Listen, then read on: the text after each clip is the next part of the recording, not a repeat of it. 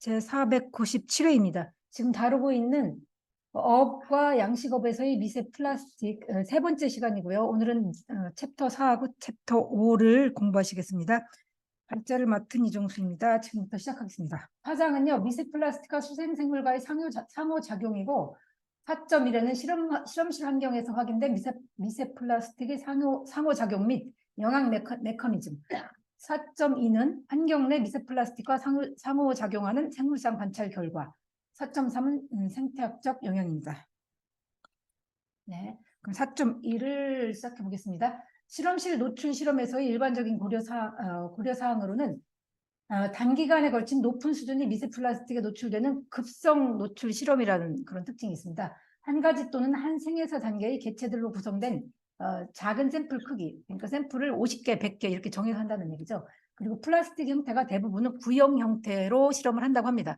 그러니까 이런 실험은 자연 환경하고 비교해 볼 때 한정된 그런 조건에서 한다고 할 수 있고요. 이건 어쩔 수 없는 게 복잡다단한 단계를 다 설정을 해서 실험하자면 돈도 엄청 들고 시간도 엄청 들기 때문입니다. 그리고 결과도 잘 나오지 않습니다. 직접 노출과 간접 노출로 실험실 환경에서의 미세 플라스틱과 생물체 간의 상호작용 실험의 특징을 살펴보면 직접 노출과 간접 노출로 나눌 수가 있는데, 직접 노출은 불과 같은 부유성 섭식자들이 필터를 통해서 여과 섭식하는 경우하고, 해삼, 노르웨이 랍스터와 같이 세정물 섭식자가 미세 플라스틱을 섭취하는 경우, 이러한 경우가 있고, 하나는 벤틸레이션이라고 해서 공기나 수중에 있는 산소를 빨아들이면서 그걸 내뱉으면서, 그러면서 미세 플라스틱을 섭취하는 경우, 이게 세 가지로 나누어져 있습니다. 이러한 섭취는 미세 플라스틱과 먹이를 구분할 수 없는 황화 디메틸 시그널 때문이라고 나오는데, 이러한 설명은 밑에 나오는 세 가지 논문에 잘 나와 있습니다. 앞에 있는 두 가지 논문은 smells good enough to eat, 그래서 다이메틸 설파이드 냄새가 코프포드 요강류가 플라스틱을 먹게 하는 그런 요인으로 작용한다고 하는데, 이것은 뭐냐면 LG가 많이 플라스틱에 붙어 달리고 지난번에 설명한 것처럼 그 냄새를 맡고 요강류가 플라스틱을 먹게 된다, 이런 결과입니다. 그리고 하나, 이 논문은 이건 여기 논문에는 안 나왔지만 이 보고서에는 세보카 두 번째 논문이 나와 있습니다. 머린 플라스틱 데브리 emit a keystone info chemical for olfactory foraging sievers. 이것도 마찬가지입니다. 이것도 DMS, 여기 다이메틸 설파이드라고 나오죠. 그것이 뿜어낸 냄새를 다이메틸 DMS 시그니처라고 하고, 이 냄새 때문에 플라스틱을 먹게 된다라는 것입니다. 그래서 지난번에 거북 얘기할 때 유나님이 찾아주신 그런 그 보고나 보도자료들이 다 여기서 이런 논문들에서 나왔다고 보면 되는데, 세 번째 논문은 우리가 익숙한 분들이 논문이어서 한번 더 붙여봤는데, 거기에 저자를 보면 피터 라이언하고 누구죠? 한 사람, 유명한 사람, 플라네커, 반 플라네커가 참여한 논문으로, 뭐냐면은 이 논문은 이렇게 이 DMS 냄새 때문에 플라스틱을 섭취하게 된다는 것은 어떤 연구를 좀 흐릴 수 있는 그 요약문에, 저는 본문은 대충 읽었고 그림하고 뭐 이렇게 봤다는 뜻입니다. 저 논문은 이게 이런 효과가 있지만 이런 것들은 좀 더 정밀한 연구가 필요하고, 이것 때문에 이것보다는 요약문 끝에 나와요. 플라스틱을 줄이기 위한 환경 내로 들어가기 위한 들어가는 것을 막기 위한 노력을 더 기울여야 된다, 이런 논문입니다. 어쨌든 이런 것들에 대한 확신을 가지기는 어렵다라는 논문이 세 번째의 반 플래네커 피터 라이언이 중요한 논문에 나옵니다. 제가 세 가지를 첨부했습니다. 간접 노출은 먹이를 통해서, 직접 자기가 먹는 게 아니라 먹이를 통해서 먹이 사슬을 통한 축적을 통해서 미세 플라스틱을 먹게 된다, 이런 얘기입니다. 이는 먹이 사슬을 통해 미세 플라스틱이 이동할 수 있는 우려가 제기되고 있다. 많은 실험실 연구에서 미세 플라스틱이 먹이에서 포식자로 이동하는 것이 관찰되었습니다. 미세 플라스틱 노출이 부정적인 건강 영향으로는 면역 반응이 증가하고, 면역 반응이 증가한다는 얘기는 제대로 작동하지 않을 미세 플라스틱이 들어옴으로써 얘가 작용한다는 얘기입니다. 그러니까 면역 반응이 증가한다고 해서 좋은 건 아닌 거예요. 음식물 소비가 감소하고, 체중이 감소하고, 에너지가 고갈되고, 성장률 감소, 번식력 감소, 후속 세대에 대한 부정적인 영향, 이렇게 미칠 수가 있다고 합니다. 근데 이런 것들이 보고서에는 하나하나 얘가 다 나오는데 여기서 언급하기는 좀 무리입니다. 그래서 정말 디테일하게 공부하려면 면역 반응이 증가하는 경우, 음식물 소비가 감소하는 경우에 예를 든 그 논문 자체를 읽어봐야 됩니다. 이런 것들은 대부분이 실험실 환경에서 한정된 공간에서 아까 말씀드린 것처럼 일정한 개체수를 두고 실험한 것들입니다. 그러나 이는 현실적인 환경에서는 불확실하다 말씀드린 것과 같은 맥락입니다. 그래서 연체동물, 뭐 갑각류 이런 식으로 나누어서 설명을 하고 있는데 이메페릴 같은 경우는 가장 많이 연구된 생물체이고 혈구 림프 및 리소좀 시스템으로의 전이가 보고됐다고 합니다. 혈구 림프라는 건 우리 블러드 헤모 림프라고 하는데 블러드 시스템하고 비슷한 거라고 해요. 이건 이메페르니까 우리 포유류의 블러드 시스템하고 좀 다르겠죠. 유전 독성 발병을 나타내는 세포 효과가 관찰되었고 미세 플라스틱과 플로렌신의 노출 실험을 해봤더니 플로렌신만을 노출시키는 경우보다 플로렌신의 축적이 더 많이 플로렌신은 유독성 화학 물질이에요. 축적이 더 많이 관찰됐다고 합니다. 간 병변과 항산화 마커도 가장 높게 나타나서 역시 미세 플라스틱이 다른 오염 물질을 더 많이 축적시키는 데도 관여를 한다. 이렇게 요 맥락을 이해하시면 됩니다. 미세 플라스틱이 구리 생식에도 영향을 미친다라고 있습니다. 갑각류의 경우는 동물 플라스틱 노출을 보면 급성 실험에서 먹이 섭취량이 감소하고 혹각류의 경우 동물성 플랑크톤에 노출해봤더니 급성 실험에서 먹이 섭취량이 감소하고 만성 실험에서는 폐사율이 증가했다고 합니다. 요광류의 같은 경우 발달이 지연되고 요광류의 발달이 지연되고 또는 번식력이 감소했다고 합니다. 요광류 같은 경우는 우리가 바닷물에 떠 있는 아주 눈에는 보인다고 할 수 있나 짜끈짜끈한 다리가 많이 달린 그런 벌레와 같은 그런 코퍼포드인데 그런 생물체라고 이해하시면 됩니다. 개의 내장에서 조직으로의 미세플라스틱도 관찰되었고 장기간 노출 시 영양 건강, 에너지 저장 가용성이 감소했다고 합니다. 어류의 같은 경우는 어류와 미세플라스틱의 상호작용에 대한 실험은 윤리적 라이센스 때문에 이메페리와 같은 조사보다는 훨씬 덜 이루어지고 있다고 합니다. 먹이와의 혼동 또는 필터를 통해서 먹이를 섭취함으로써 미세플라스틱을 섭취하고 있다고 하고요. 보통 배설되지만 위장 장애가 발생한다고 합니다. 더 작은 입자, 즉 600 마이크론 미만이 더 작은 입자가 소화관에서 간 조직으로 이동했지만 그 수는 매우 적었다고 합니다. 먹이를 통한 노출은 붕어의 먹이 섭취량과 활동량을 감소시켰다고 합니다. 먹이를 통해서 미세플라스틱을 섭취하는 경우에 다른 먹이를 섭취하는 것이 감소하고 왜냐하면 뭐 포만감 이런 것 때문에 활동량이 감소한다고 합니다. 일본 메카타의 환경 관련 미세플라스틱 노출 농도를 봤더니 간 독성, 어류의 경우에요. 간 스트레스 및 내분비 기능 변화, 유전자 발현 이런 결과도 관찰되었다고 합니다. 환경 내, 아까는 실험실 환경이었죠. 두 번째는 환경 내, 자연 환경에서 미세플라스틱과 상호작용하는 생물상의 관찰 결과를 요약해 보면 220종 이상의 이메페류가 미세플라스틱 쓰레기를 섭취하는 것으로 밝혀졌고 이 중에는 상업적으로 타겟이 되는 종이 58종이었다고 합니다. 58%였다고 합니다. 환경에서 미세플라스틱과 생물체의 상호작용은 다양한 환경 변수들이 관여한다고 합니다. 복잡한 거죠. 컨트롤된 환경이 아니기 때문에 해양 조류 및 포유동물 경우 이건 sea birds예요. 조류 LG가 아니고 연구한 거의 모든 바다새 종의 소화기관에서 미세플라스틱이 검출되었다고 하고 북방 풀머슴새 위장의 미세플라스틱 양은 시공간적 미세플라스틱 추세를 모니터링하는 국제적인 표준 방법으로 채택되었다고 합니다. 이 유명한 연구로 반 플래네커의 노던 풀머슴새 노던 풀머죠. 그냥 풀머 갈매기에 가깝던데 어쨌든. 근데 영어로는 노던이라고 붙어 있더라고요. 네, 노던 풀머 그냥. 네, 그래서 제가 북방이라고 붙였어요. 이 방법은 워낙 많이 연구된 것으로 많이 들어보셨을 테고 포유동물의 미세플라스틱은 하버실, 비크드 웨일 이 뱃속과 물범의 배설물에서 발견됐다고 합니다. 해양 포유류 같은 경우 수명이 긴 최상위적 포식자이기 때문에 미세플라스틱 섭취 및 첨가물 노출과 관련해서는 해양 건강이 파수꾼 역할을 할 수 있다고 합니다. 왜냐하면 장기간 노출되는 것을 관찰했다고 할 수가 있는데 이것은 실제로 이렇게 하려면 굉장히 어려워요. 왜냐하면 목이 어린애일 때도 잡아서 아니면 스트랜드 된 거를 또 관찰을 해야 되고 또 나이가 든 것도. 근데 얘 나이 든 애 같은 경우 이 개체의 어렸을 때하고 나이 들었을 때를 실험할 수는 없죠. 실험실 환경이 아니기 때문에 추적할 수도 없는 거고 이동이야 추적을 하겠지만 배 속에 있는 물질을 꺼냈다가 다시 넣어주고 이럴 수는 없잖아요. 그런 어려움이 있습니다. 조개를 같은 경우는 연구된 자연산 또는 양식의 무척추 동물 중 거의 경제적으로나 식단상으로는 중요하지 않다고 나오더라고요. 제가 한 번 더 번역했는데 또 중요하지 않다고 하는 거 보니까 우리나라하고 조금 다른 것 같습니다.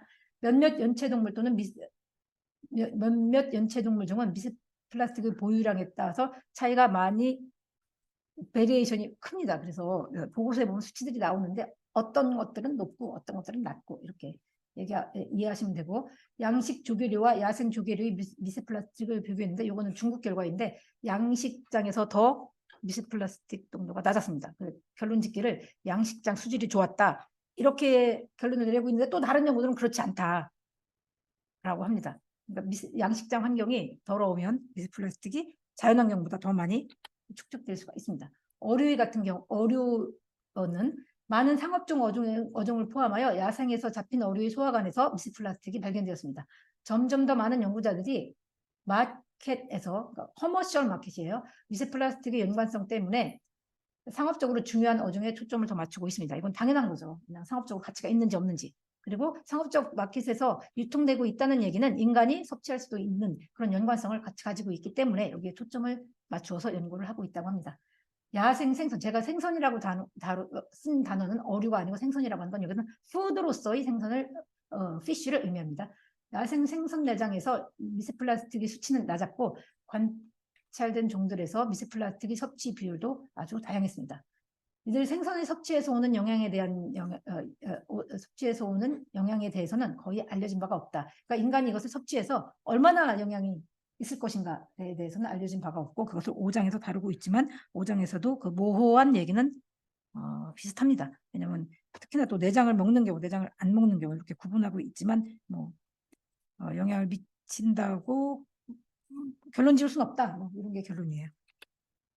이거 보면은 미세 플라스틱과 나노 플라스틱의 실험실 노출 결과를 이렇게 모아서 컴파일레이션 해가지고 보여준 결과인데, 여기서 보시면 트라이앵글은 프레시워터 스터디고 서클로 표시된 것도 동그라미도 있고 세모도 있잖아요. 그것은 머린 스터디입니다. 바닷속에 사는 생물을 관찰해서 미세 플라스틱을 분석한 것인데, 블루부터 레드까지 단계가 높아지는 겁니다. 그러니까 영향이 심각한 것은 레드, 약한 것은 블루라고 보시면 됩니다. 그리고 이 연구는 이 실험실 결과에서 가장 악영향이 나타난 경우를 보고했습니다. 네, 이렇게 빨간 화살표는 미니멈 사이즈가 어딘지 모르니까 뭐 그렇게 했다고 해서 그 레전드에 나온 것을 제가 표시했고요. 크기를 보면은 1mm가 오른쪽에 보이죠? 100mm, 10mm, 10mm 1cm죠? 1mm.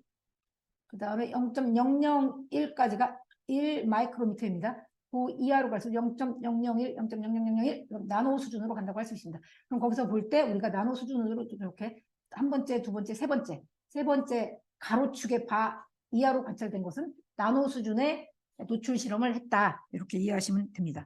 그래서 그 영향을 보면은 꼭 나노 수준이 빨간색이 있는 건 아니죠. 그 마이크로미터 수준에서도 빨간색, 즉 시비어라는 것이 관찰되었는데 그게 뭐냐면 벨로니 폼스입니다. 근데 뭔지는 제가 잘 모릅니다. 그리고 왼쪽에 있는 빨간 걸 보면은 클라도세라, 하나는 코퍼포드. 제가 잘 아는 것은 코퍼포드 요강류밖에 없네요. 아까 말씀드린 그 동물성 플랑크톤입니다. 그런 수준에서 저렇게 심한 그런 영향이 관찰되었다고 합니다. 생태학적 영향을 살펴보면 생태학 영역은 훨씬 더 복잡한 얘기입니다. 현재 생태계 또는 서식지, 개체군 수준 등 다양한 수준에서 해양 플라스틱 오염이 생태계에 미치는 영향에 대한 정보는 아주 제한적이다. 이렇게 평가하기는 아주 힘듭니다. 자연 상태계에서 한 종에 대해서 영향을 관찰하기도 힘들다고 말씀드렸잖아요. 왜냐하면 자연 상태가 굉장히 복잡한 그런 변수들이 많이 작용하고 있기 때문입니다. 미세 플라스틱이 높다고 꼭 심한 영향을 미친다고 할 수는 없습니다. 중간 수준이나 낮은 수준이라고 해도 다른 악조건들이 있으면 그 수준에서도 더 심한 영향을 미칠 수가 있습니다. 그런데 그것은 생태계나 서식지, 개체군 수준으로 평가하기는 훨씬 더 힘들고, 이러한 연구는 그동안에 연구된 것들을 조금 이렇게 종합해서 이럴 것이다 이런 수준으로 결론을 내리는 수준이라고 보시면 됩니다. 실험실 조건과 자연환경의 차이로 인해서 미세 플라스틱이 정확한 영향을 파악하기는 어렵다. 수생생물에 대한 생식학적 영향이 제시되었음에도 불구하고 현재 강력한 증거는 불충분하다라고 했습니다. 이것은 아까 말씀드린 것과 마찬가지로 실험실에서 했거나 아니면 자연환경에서 한 것도 일부 제한적으로 연구가 되기 때문에 단원에서 말하기는 힘들다 이렇게 이해하시면 됩니다. 개별 생리학, 신진대사, 신체 상태, 성장, 오염물질 체내 부담, 성공적인 번식과 같은 미세플라스틱 섭취에 대한 개별 증거가 발견되었지만 여기에 영향을 미치는 것이 발견은 되었지만 그 영향은 매우 약하다고 합니다. 규모와 비용 때문에 개체군 수준의 연구는 수행되지 않았고 야생 및 양식 수생동물 모두에서 미세플라스틱 섭취로 인해서 부정적인 영향에 대한 증거는 없다. 그러니까 단언해서 말할 수는 없다. 이렇게 이해하시면 됩니다. 그러니까 이런 종합된 보고서는 하나하나 개체를 실험했을 때는 악영향이 나왔지만 그것을 자연환경에 적응했을 때 또는 이것을 아까 말씀드린 것처럼 실험실에서는 아주 고농도로 단시간에 실험하는 거기 때문에 그것을 얼마만큼 영향을 미칠 수 있다라고 단언하기 힘들다. 이렇게 이해하시면 될 것 같습니다. 잔류성 오염물질과는 달리 미세플라스틱은 일반적으로 숙주로 이동하지 않으므로 프레이로 이동하지 않으므로 영양 단계를 통한 더 높은 영양 단계로 축적되지는 않는다라고 했고 제한된 증거에 따르면 야생에서 잡힌 생물 특히 부패물 청소부 바닥에 있는 것들을 먹는 스캐빈저 역할을 하는 노르웨이 랍스터 또는 대형 원양 어류를 통해서 영양 단계 이동이 일어날 가능성은 있다. 가능성은 있다입니다. 대부분의 미세플라스틱 연구는 개별적인 영향에 초점을 맞추고 있고 개체군, 생태계 공동체 수준의 영향에 대한 연구는 제한적이다. 야외 실험 결과 플라스틱 사용량이 많으면 종의 풍부도와 주요 생산성이 감소할 수는 있다. 이렇게 길어지고 있습니다. 그렇지만 그 이후에 더 연구가 진행되고 있고 나노 플라스틱에 대한 것들이 좀 더 많이 연구되면 그 수준으로 티슈 세포 조직으로 이동하는 것이 밝혀지면 조금 더 확실하게 말할 수 있을 것이라고 생각을 합니다. 복잡한 생물학적 시스템에서 많은 생태학적 변수와 혼합된 소스로부터의 유입으로 인해서 미세플라스틱에 대한 장기적인 연구가 필요하다고 합니다. 개체군 수준에서는 암컷의 체질량 감소와 난자 생산에 미치는 잠재적 영향은 개체군에 영향을 미칠 수 있다. 일단 여긴 개체군 영어로 얘기하면 조금 더 이해가 좀 빠를 것 같아요. 파퓰레이션 수준으로 그러니까 어떤 물고기 좋은 개체 수를 확 감소시킬 수 있을까? 이런 수준으로 했을 때 그럴 수도 있다라는 얘기입니다. 생태계 공동체 수준은 여기서 커뮤니티 수준으로 얘기한 건데 고용량의 생분해성, PVC는 종 다양성에도 영향을 미칠 수 있다라는 정도로 얘기할 수 있다고 합니다. 여기 보면은 먹이 사슬 단계가 나오죠. 눈으로 보시면 이해하실 수 있을 것 같아요. 펠라직 피쉬, 메조펠라직 피쉬, 더머살 피쉬. 그러니까 상층, 중층, 저층에 사는 물고기. 그다음에 이렇게 매몰, 주플랑크톤, 펠라직 피쉬, 주플랑크톤 나오죠. 그것들이 어떻게 인간으로 가는지 저기 사람이 물고기를 이렇게 물고기나 수산물을 일고 있죠. 그럼 저걸 인간이 먹을 수도 있다. 그런 영향이에요. 저렇게. 그래서 먹이 사슬이라고 하죠. 복잡한 단계를 통해서 인간이 먹을 수도 있다. 영향을 미칠 수도 있다라는 것을 보여주고 있습니다. 5장에서는 미세플라스틱과 선생님 상호작용 죄송합니다. 잘못 붙인 것 같아요. 5장은 푸드에 관한 얘기예요. 5.1이 식품으로서의 생선, 5.2는 식품 내 미세플라스틱의 분석 방법, 5.3은 이메페류의 미세플라스틱, 5.4는 다른 무척추 동물의 미세플라스틱, 5.5는 어류의 미세플라스틱, 5.6은 미세플라스틱과 관련된 오염물질 및 첨가제라고 하는데 5장은 더 간단해요. 식품으로서의 수산물인데 제가 먹는 거하고 구분하려고 제가 생선이라고 했습니다. 현재 해산물은 미세플라스틱의 식이 섭취에 대해서 가장 잘 연구된 분야라고 합니다. 생선 소비를 보면 2013년 전 세계 인구가 섭취한 동물성 단백질의 17%를 수산물이 차지하는데 요거는 피쉬예요. 피쉬, 생선 소비에 관한 것입니다. 1인당 생선 소비량은 지역별로 큰 차이가 있습니다. 아시아에서는 중국, 인도네시아, 인도, 아프리카는 이집트, 나이지리아, 에티오피아인데 수준이 굉장히 차이 나는 것을 알 수가 있습니다. 아메리카는 미국, 멕시코, 브라질, 유럽은 프랑스, 러시아 이렇게 나오죠. 나오는데 우리나라는 53.5kg를 먹습니다. 그래서 아주 높은 수산물 소비국이 되고 2019년인가 21년은 수산물 소비량이 전 세계 1위였어요. 우리나라가. 그리고 2019년으로 보면 피쉬예요. 저거는 피쉬로 볼 때는 57.05, 아까 53.5였죠. 여기는 더 높아져서 57.05kg을 먹고 있네요. 그런데 이거는 피쉬고 수산물 우리나라 거예요. 우리나라 사람들이 1인당 수산물 섭취량은 69.9, 2019년 결과에 보면 69.9kg을 먹습니다. 그래서 우리나라는 수산물을 굉장히 많이 먹는 나라입니다. 지도 보시면은 저 여기 있어요. 진한 나라죠, 우리나라. 까매요. 거의 뭐 엄청 먹는 나라입니다. 그래서 관심이 더 필요하다고 할 수 있고요. 비슷한 결과예요. 이건 킬로그램이에요. 퍼센트 아니고. 해산물 섭취 2점. 아, 죄송합니다. 제가 좀 바빴나 봐요. 이 많겠죠. 해산물 섭취 위에 제목이 생선 섭취 2점을 지워야 되는데 해산물 섭취 2점입니다. 해산물 섭취의 2점을 보면 롱체인이라고 하는 저걸 롱체인 고도 불포화 지방산, 아미노산, 펩타이드, 미량 영양소 등을 함유하고 있어서 아주 좋다. 불포화 지방산 얘기는 많이 들어보셨을 것입니다. 이러한 성분은 심장 건강, 두뇌 발달, 정신 건강에 필수적이고 특히 어린이들 성장에 그리고 두뇌 발달에 영향을 주기 때문에 꼭 먹어야 될 식품이라고 할 수 있습니다. 그렇지만 여기에 대한 우려도 제기되고 있는데 메틸수은, PBT, 비스플라스틱은 환경으로부터의 지용성 오염물질인 PBT를 사람이 섭취하는 생선으로도 옮길 수 있다고 하고 메틸수은 같은 경우는 특히나 임산부는 미국과 같은 경우는 섭취를 금지시킨 그런 것인데 메틸수은을 금지시켰다기보다 제가 말을 잘못했습니다.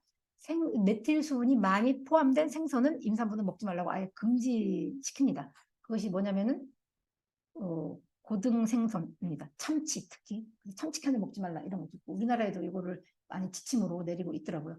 왜냐하면 수은 자체가 워낙 중금속, 유해 중금속이기 때문입니다. 생선을 자주 섭취하는 인구의 경우 다이옥신과 같은 PBT에 대한 노출은 생선 섭취가 적은 인구에 비해서는 높지 않았습니다. 다이옥신의 경우는 그랬다는 것입니다. 특히 어린이와 임산부 같은 취약계층의 경우 생선 섭취 이점과 위험을 균형 있게 고려하는 것이 필수적이다.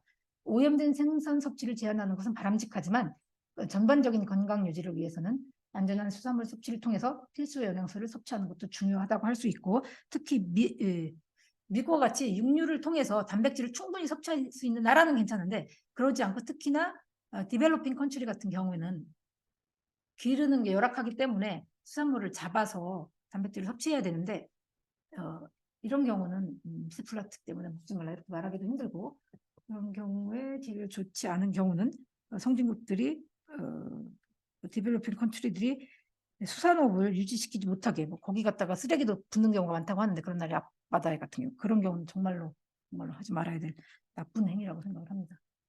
위험과 혜택의 균형을 맞추는 것이 중요하다고 할 수 있는데 해산물에 함유된 비스플라스틱이 건강에 미칠 수 있는 잠재적인 영향을 고려하는 것은 이러한 식품 섭취의 건강적인 이점을 인식하는 것과 함께 동시에 이루어져야 된다. 오염물질을 함유하고 있는 생선과 같은 고영양식품의 위험과 이점을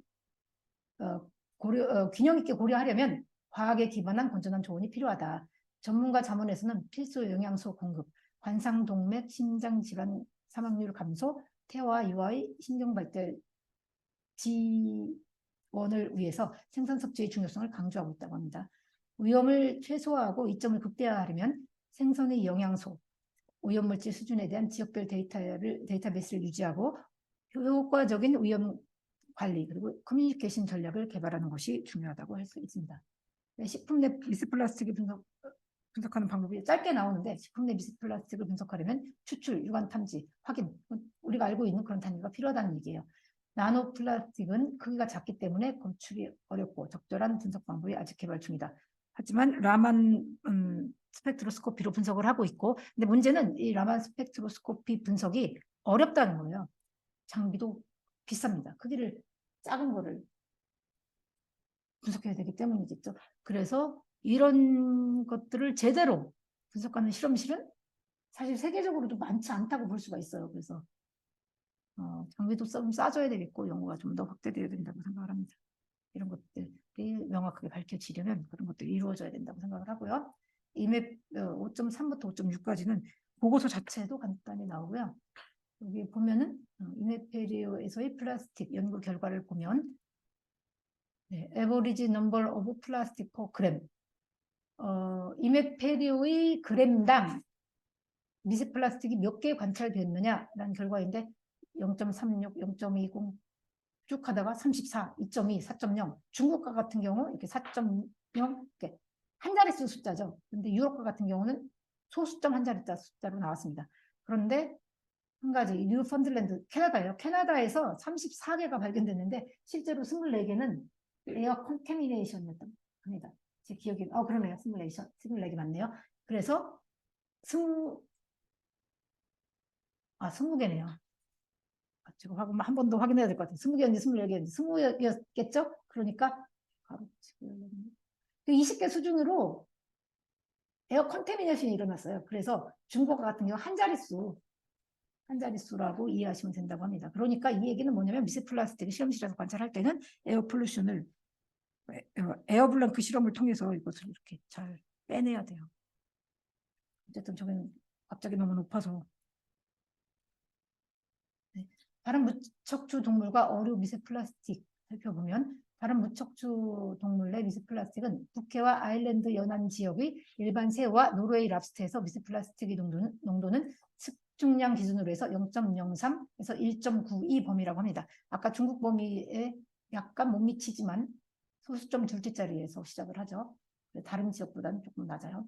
새우의 식용 복부 근육 조직에서는 미세 플라스틱이 발견되지 않았으며 대부분 소화관, 머리, 아가미에서 존재했다고 합니다. 이 얘기는 뭐냐면 이 부분을 다 떼내서 먹는 경우 우리 사실 고기 먹지 않잖아요. 그렇게 되면은 우리가 먹을 가능성은 좀 많이 낮아진다. 이렇게 이해하시면 되고요. 어류 같은 경우도 마찬가지겠죠. 어류 내 미세 플라스틱, 식용으로 사용되는 어류에 의한 미세 플라스틱 섭취는 다양한 바다와 지중해에서 낮은 용도로 관찰되었습니다. 특히 전 세계 해양어업에 기여하는 상위 20개 어종 중 11개 어종의 위장관에서 미세 플라스틱이 발견되었고 여기에는 고등어, 대서양 청어, 유럽 청어 같은 어종도 포함됩니다. 여기 많이 먹는 어종이에요. 특히 이전에 오염돼 있던 강허브에서 지역 어종의 미세 플라스틱이 함유되어 있는 것으로 발견되었습니다. 대부분 생선은 사람이 섭취하기 전에 내장을 제거하지만 정어리, 멸치와 같은 소형 원양 어종과 일부 소형 물고기에서는 소화기관을 통째로 섭취하는 경우가 있습니다. 그런데 이러한 작은 어류에서도 미세 플라스틱이 발견되었습니다. 그러니까 작은 어류 섭취에 주의를 해야 되겠죠. 소형 어류의 미세 플라스틱 섭취에 대한 정보는 제한적이다라고 했는데 이런 경우는 소형 어류만 따로 먹는 부분, 안 먹는 부분 이렇게 하지 말고 뭐 전체를 호모지나이즈 시켜가지고 갈아서 이렇게 실험을 해야 되겠죠. 왜냐하면 전체를 먹기 때문에. 플라스틱 첨가제에 대해서 마지막으로 나오는데 모든 첨가제를 합하면 플라스틱 전체 무게의 약 4%를 차지하고 제품마다 큰 차이가 있고 어떤 첨가제는 보고서에 의하면 절반 정도를 차지했습니다. 어떤 플라스틱에는 굉장히 많은 첨가제가 들어가 있고 플라스틱 자체보다도 첨가제가 더 위험할 수가 있습니다. 해양 환경에 있는 미세 플라스틱은 PBB, BAP, 비스페놀 에놀, 비스페놀 A, NP는 노닐페놀입니다. 노닐페닐, OP는 페놀 종류입니다. 이런 것들을 포함하고 있는데 여기에 있는 이 오염 물질들은 굉장히 위험한 유독한 물질들입니다. 플라스틱 모노머 및 폴리머도 해양환경에서 관찰이 되는데 해안 지역의 바닷물과 모래에서 스티렌, 모노, 2량체, 3량체 등이 검출된다고 했는데 이것들이 단계로 쪼개져서 2개로 쪼개진 경우 한 단위로 쪼개진 경우 이런 것들이 검출되고 있다고 합니다. 근데 단량체 같은 경우는 아무래도 위험성 면에서는 좀 떨어지는 그런 것입니다. 이것들이 모노머로 발견될 때 더 위험하다고 할 수 있고요.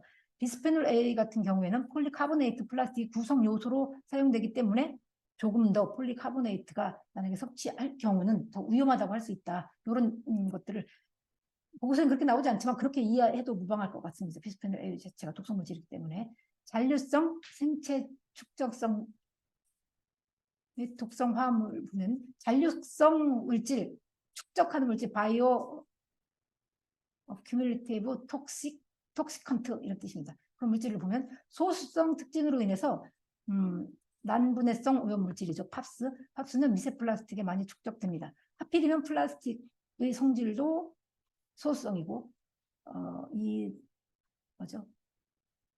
PBT 물질들도 마찬가지입니다. 그래서 잘 달라붙는다고 할 수가 있겠죠.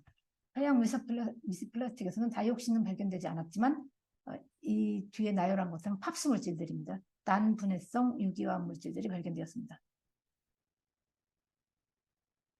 그리고 금속들 카드뮴, 니켈, 크롬, 구리, 납, 알루미늄, 아연, 망간, 철 이런 것들이 포함되어 있는데 이것들이 다 유독한 금속 물질은 아니고요. 하지만 카드뮴, 크롬, 납 이런 물질은 다 유독한 물질이죠. 이런 것들이 펠렛에 포함되어 있었습니다. 영국 해안에서 카드뮴의 최대 농도는 3,390 마이크로그램 퍼 그램 이었습니다. ppb 수준이죠. 납의 최대치는 5,330 마이크로그램 퍼 그램이었습니다. 그래서 이것들은 굉장히 높은 수준이에요. 그리고 카드뮴과 납은 다 굉장히 안 좋은 유독성 뭐라고 하죠 그걸? 무슨 금속? 중금속. 네, 중금속입니다. 네, 그래서 이런 경우는 이걸 포함되는 플라스틱을 먹으면 좋지 않다라고 할 수가 있습니다. 병원균의 경우를 살펴보면 플라스틱 분해 유기체와 병원균이 미세 플라스틱이 동시에 소식하고 있는 것이 관찰되었습니다. 해산물과의 연관성 및 인체 건강에 대한 영향은 별로 알려져 있지 않다라고 나왔는데, 그럼 우리가 많이 들었던 이러한 인체, 이거는 요 보고서에 나온 게 아니라 우리가 공부했던 폴솔이라는 보고서에 나온 것입니다. 미세 플라스틱의 인체 내 오염 및 이동에 대한 것을 살펴보면 요 연구를 제가 살펴보니까 요 밑에 있는 논문이더라고요. 요거는 뭐냐면은 제목 자체가 Airborne Microplastics Consequences to Human Health. 그러니까 공기 중에 있는 미세 플라스틱이 우리 건강에 얼마나 영향을 미치냐라고 해서 수산물하고는 조금 관련이 없지만 인체 이 미세 플라스틱이나 나노 플라스틱이 얼마나 영향을 미칠지 우리가 궁금하잖아요. 그런 것들은 역시 들어보신 것과 마찬가지로 공기 중에서 흡입을 통해서 우리 몸에 들어오는 미세 플라스틱의 위험하다. 그리고 양도 많다. 그런 것입니다. 그리고 왼쪽에 있는 것이 휴먼 헬스 오션 폴루션인데 저자가 많듯이 페이지도 굉장히 길고 이것도 우리가 보는 보고서하고 비슷하게 일반적인 얘기예요. 왜냐하면 여러 가지 결과들을 요약한 것이어서 그닥 그렇게 좀 자세하게 보기는 별로 좋지는 않았습니다. 그렇지만 아주 유명한 보고서예요. 랜드리겐이라는.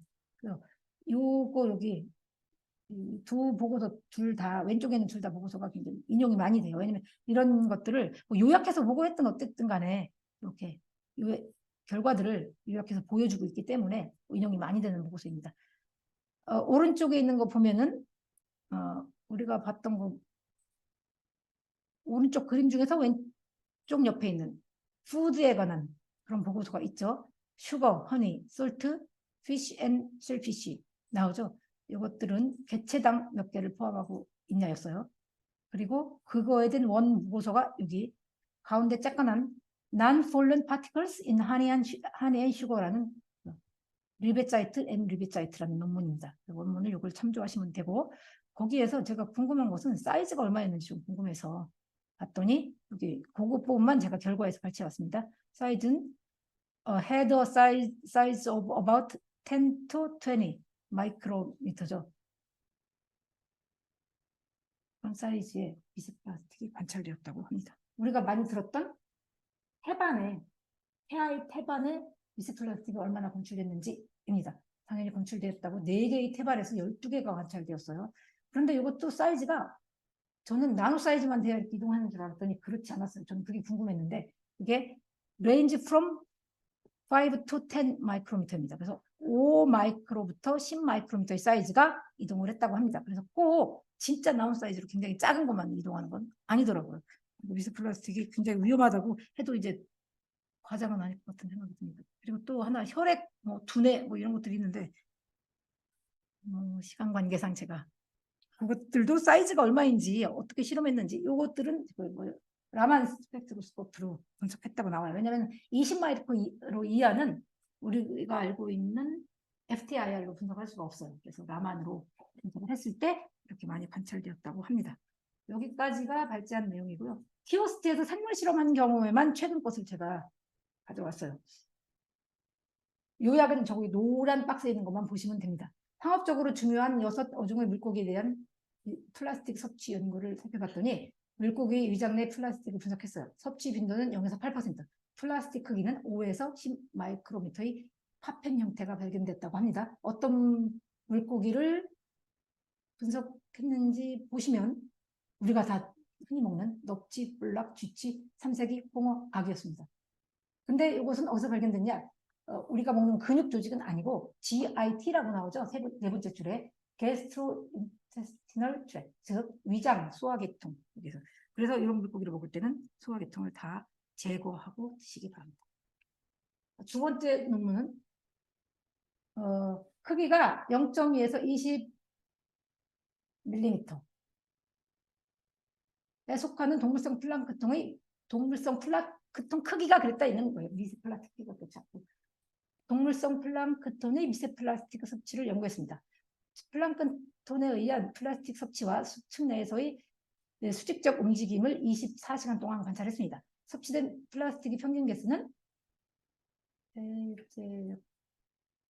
이게 M 줄표고 3라고 나왔어요. 그래서 제가 거의 확실하게 저렇게 썼는데 지금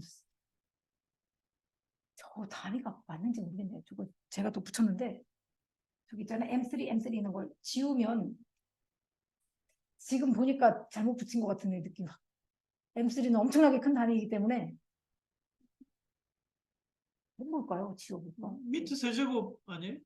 톤 미터 세제곱? 근데 미터 세제곱은 톤이기 때문에 엄청난 단계인데 그래서 저렇게 숫자가 높은 거 아니에요? 몇백 개. 그런가요? 그럴 수도요. 근데 어쨌든 본문에는 M하고 가운데 바 3라고 나와요. 그래서 저자한테 뭐가 될 것 같습니다. 어쨌든 저만큼의 이 섭취된 플라스틱 개수가 관찰되었고 수층 전체에서 섭취된 플라스틱의 형태는 페인트 입자가 가장 많았고 특히 여기에서는 표면에서 많이 섭취를 했고 그런데 표면에서는 페인트 입자가 많았다라고 얘기하고 있습니다. 깊어질수록 파편과 섬유형이 증가했다고 합니다. 플랑크톤과 이들이 섭취한 미세플라스틱의 농도는 표층에서 가장 높았습니다. 그리고 표층에서 플라스틱이 높았다. 아까 말씀드린 거 그렇게 연관시키면 됩니다. 플랑크톤은 연구된 수층에서 수직적 움직임을 보였습니다. 이게 왜 중요하냐면 플랑크톤이 아래 위로 움직이는 수직 관찰을 왜 했냐면은 얘네들을 통해서 100에서 200m까지를 관찰했는데 이 플라스틱을 이동시킬 것이냐 말 것이냐를 관찰하기 위해서 이 수층 움직임을 본 것입니다. 네, 그렇죠. 그 다음 연구. 이 연구에서는 갯강구 잘 아시죠? 여러분 많이 보셨을 것 같고. 네. 갯강구에 대한 플라스틱 쓰레기 노출의 독성 영향을 평가하기 위해서 한 실험입니다. 미세 플라스틱 섭취는 내도하고 매물도를 관찰했는데 매물도에서 더 높았습니다. 매물도에 EPS 보이시죠? 요양분에 EPS가 굉장히 많죠. 그러니까 섭취된 플라스틱은 주로 EPS였습니다.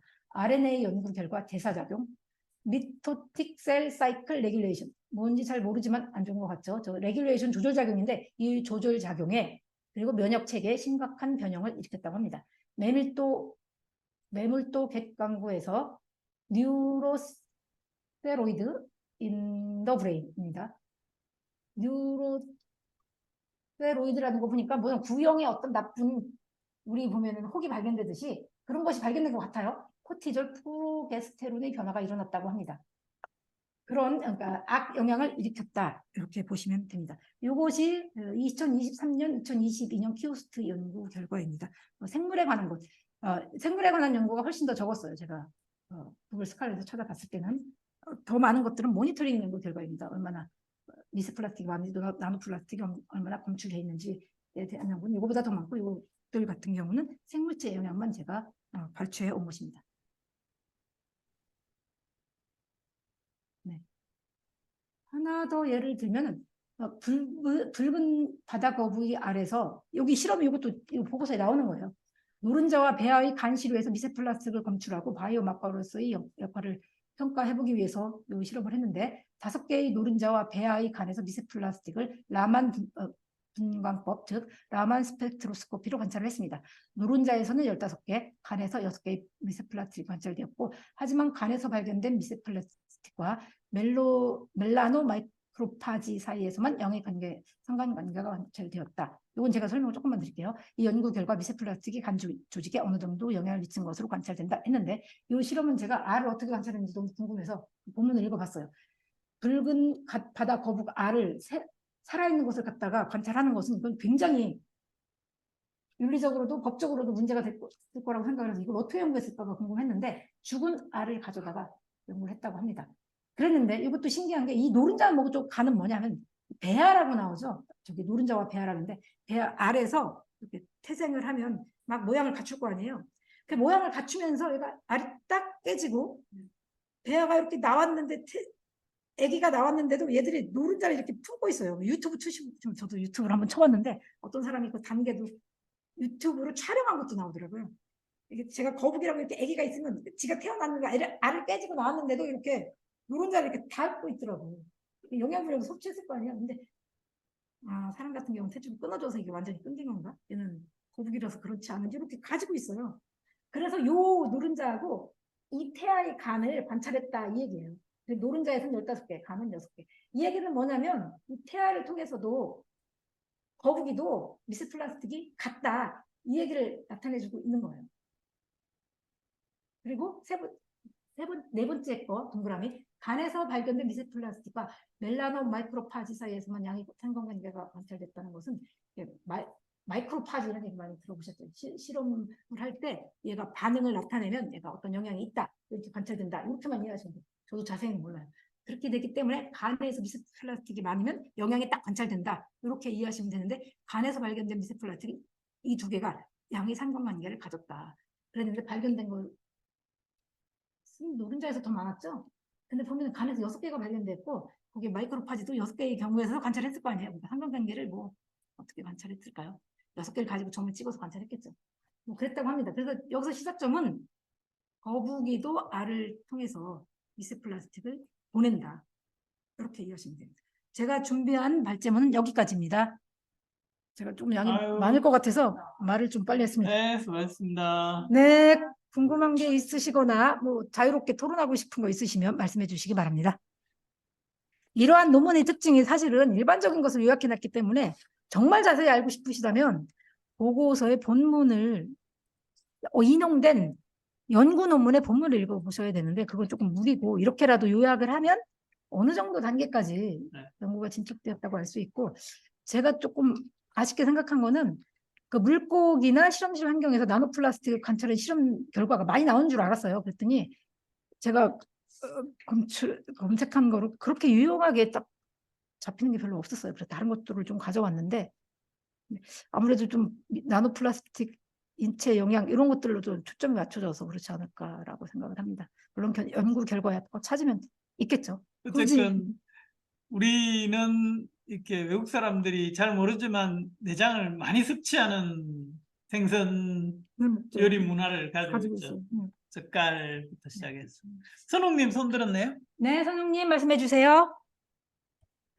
새우 내장 저는 머리까지 먹는데 새우를 머리 드시면 안 될 것 같습니다. 아니에요. 다 드세요. 왜냐면 1년에 여러분들이 새우를 몇 마리나 먹을 것 같아요. 대기 중에서 이미 다 먹고 있어. 그래서 중요한 거는 뭐냐면 그냥 많이 골고루 드시고 그다음에 제 질문은 일단 그 보고서 이외에 여러 가지 논문을 다 찾아보셔가지고 너무 고생을 하셨다는 얘기를 좀 하고 싶고 그 아까 페인트 있었잖아요, 논문. 네. 그 페인트가 많이 나왔던 그 이스트시라고만 돼 있는데 대략 샘플링한 위치가 어디예요? 거제도예요? 더 자세히 알아보겠습니다. 거제도는 아, 아닌 것 같아요. 또 이스트시티. 거제도는 사우스죠. 네. 그러면은 어쨌든 그게 보편적으로 퍼져 있을 것 같지는 않은데 어떤 해역적 특성이 네, 한국 있어서 근처일 그렇게 가능성이 많은. 그렇겠죠. 네. 외해라고 합니다. 아,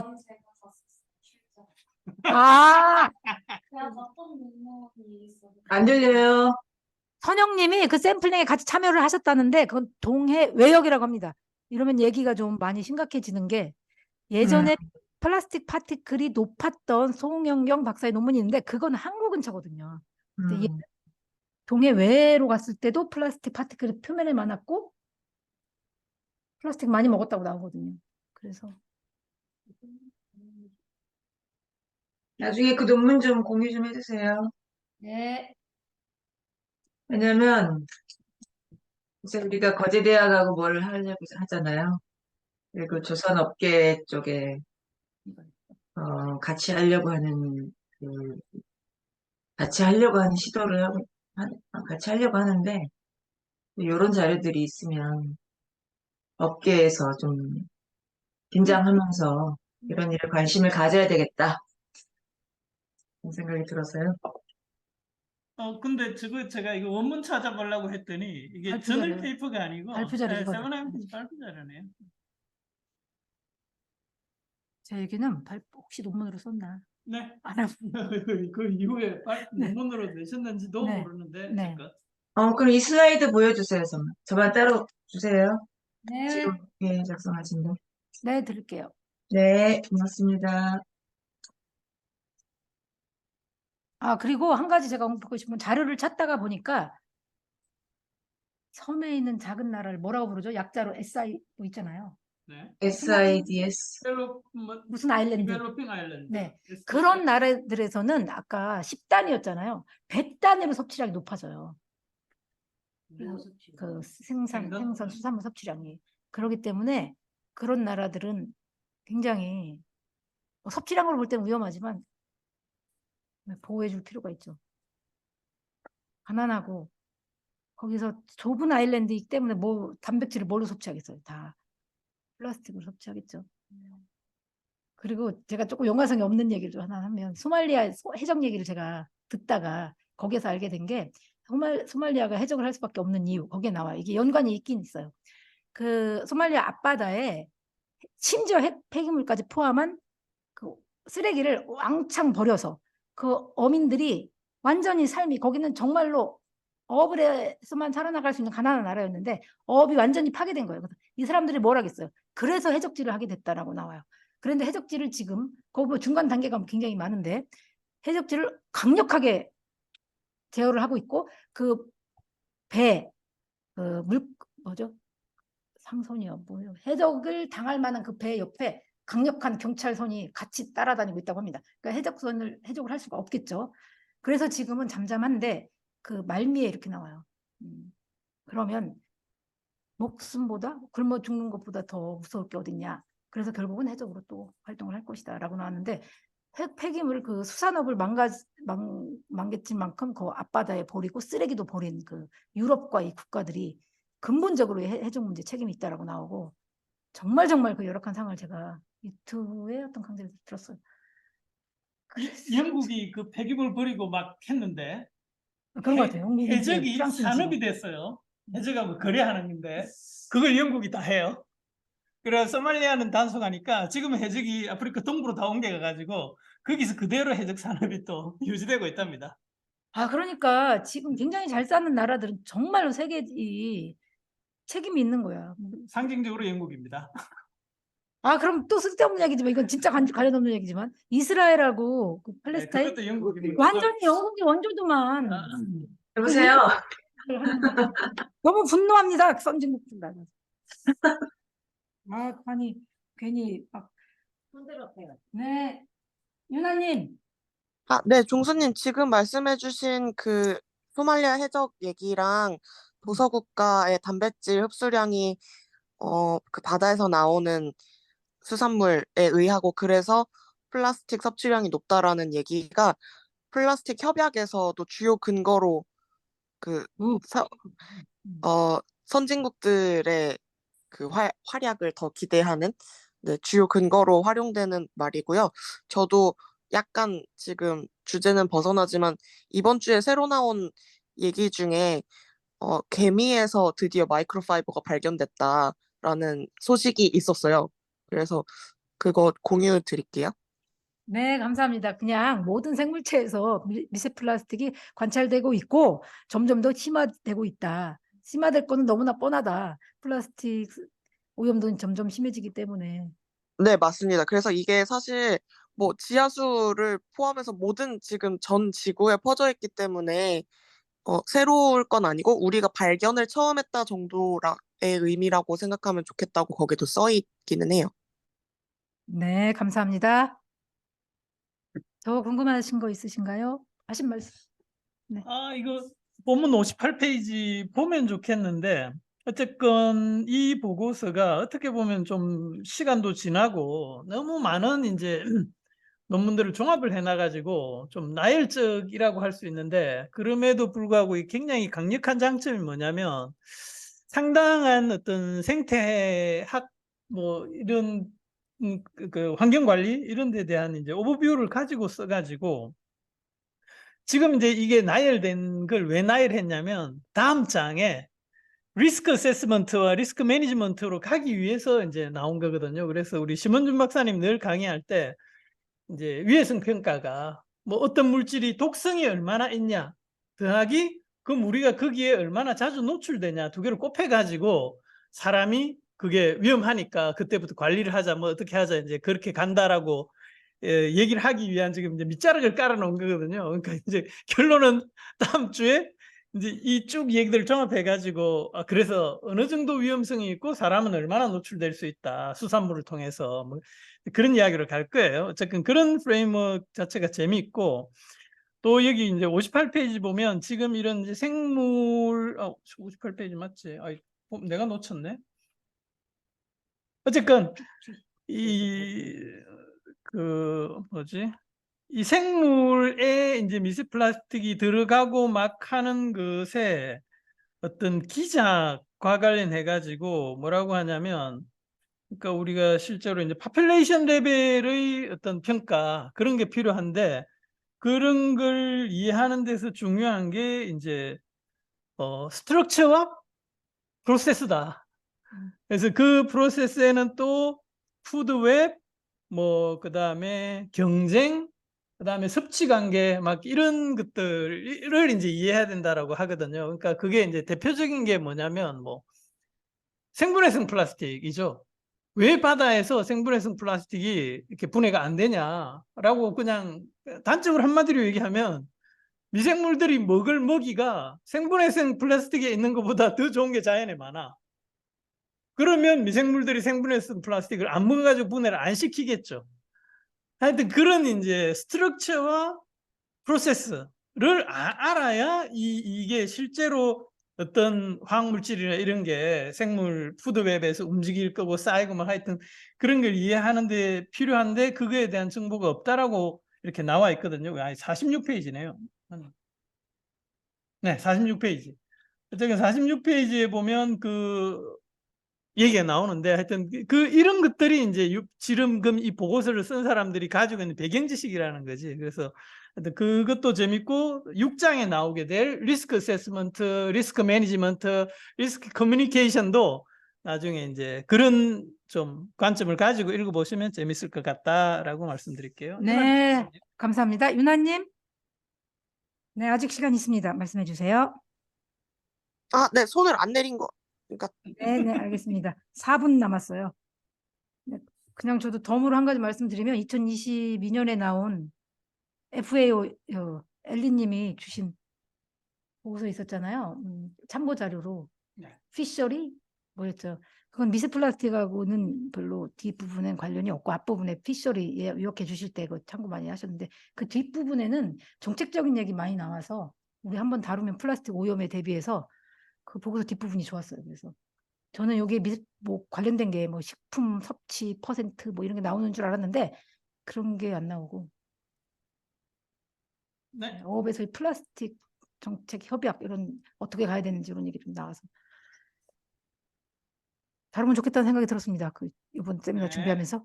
네, 다른 하신 말씀 있으시면 해 주시고요. 시간도 다 돼서 오늘 세미나는 이것으로 마치겠습니다. 감사합니다.